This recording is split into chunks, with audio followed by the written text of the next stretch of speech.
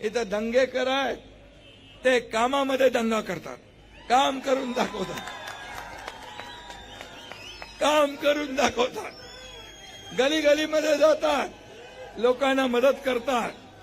आणि म्हणून मी आपल्याला सांगतो, आमचा प्रत्येक शिवसैनिक, आमचा प्रत्येक कार्यकर्ता कोविडमध्ये असो मदतीला धावून जातो, स्वतःचा जीव धोक्यात घालून काम करतो.